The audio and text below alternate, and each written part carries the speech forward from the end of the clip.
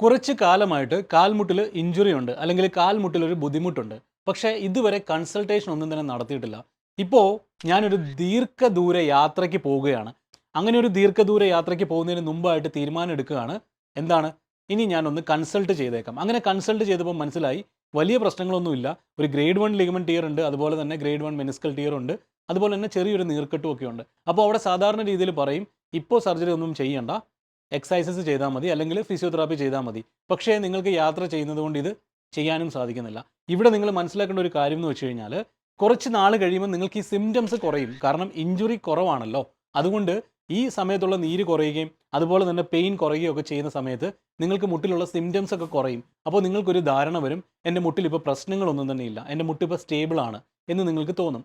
പക്ഷേ അപ്പോഴും ആ ലിഗമെൻറ്റിൽ ചെറിയൊരു ടിയറും മെനിസ്കസിൽ ഒരു ടിയർ കൂടാനുള്ള സാധ്യതയും ഉണ്ടാവും.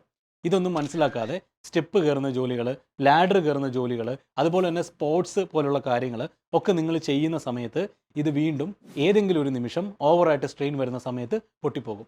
അതിനുശേഷം പിന്നെ സർജറി 100% ആയിട്ട് ചെയ്തേ മതിയാവൂ എന്നുള്ള സിറ്റുവേഷൻ വരും. ഇതിനിടയിൽ ഓർക്കാപ്പുറത്തുള്ള ആക്സിഡൻറ്റ് സംഭവിക്കുന്ന ആളുകളുടെ കാര്യം പ്രത്യേകിച്ച് ഞാൻ പറയണ്ടല്ലോ. അപ്പോൾ ഇവിടെ നിങ്ങൾ മനസ്സിലാക്കേണ്ട ഒരു ഇമ്പോർട്ടൻ്റ് കാര്യം എന്താണെന്ന് വെച്ച് കഴിഞ്ഞാൽ, ഇതുപോലൊരു ഇഞ്ചുറി നിങ്ങൾക്ക് ആർക്കെങ്കിലും ഡയഗ്നോസ് ചെയ്തിട്ടുണ്ടെങ്കിൽ അത് കൃത്യമായിട്ട് കൃത്യസമയത്ത് തന്നെ എന്ത് ചെയ്യണം അതിന് വേണ്ടിയെന്ന് മനസ്സിലാക്കണം. ഇങ്ങനെയുള്ള ആളുകൾക്കാണ് non surgical rehabilitation protocol, surgery ഒഴിവാക്കിക്കൊണ്ട് മുട്ടിൻ്റെ കണ്ടീഷൻ ഇംപ്രൂവ് ചെയ്യുന്ന ഫിസിയോതെറാപ്യൂട്ടിക് റീഹാബിലിറ്റേഷൻ പ്രോട്ടോകോൾ. ഈ പ്രോട്ടോകോൾ എന്ന് കേൾക്കുമ്പോൾ തന്നെ ഫിസിയോതെറാപ്പി ട്രീറ്റ്മെൻ്റ് ആണെന്ന് തെറ്റിദ്ധരിക്കുന്ന ആളുകളും ഉണ്ട്. ഞാൻ നേരത്തെ പറഞ്ഞത് എന്താണ്? ഇവിടെ പെയിൻ, നീര്, ഇങ്ങനെയുള്ള കാര്യങ്ങളെല്ലാം കുറഞ്ഞു കഴിയുമ്പോൾ നോർമലാകും മുട്ടെന്ന് പറഞ്ഞു. ഈ നോർമൽ ആയതിനു ശേഷം നിങ്ങൾ ആക്ടിവിറ്റീസ് ചെയ്യുന്നതിന് പകരം നിങ്ങൾ എന്ത് ചെയ്യണം?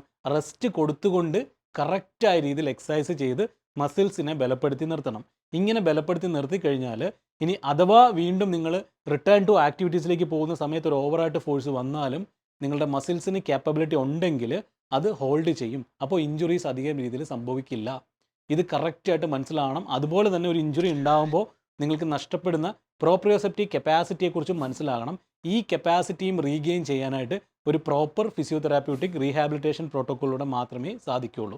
അപ്പോൾ ഇത് കറക്റ്റായിട്ട് മനസ്സിലാക്കാതെ ഇനി എന്തെങ്കിലും പ്രശ്നം ഉണ്ടെങ്കിൽ നമുക്ക് സർജറിയെ പറ്റി ആലോചിക്കാം എന്ന രീതിയിലുള്ള ആ ചിന്തകളൊക്കെ മാറ്റി വെച്ചിട്ട് കറക്റ്റായിട്ടുള്ള സമയത്ത് കറക്റ്റ് തീരുമാനങ്ങൾ എടുക്കുക.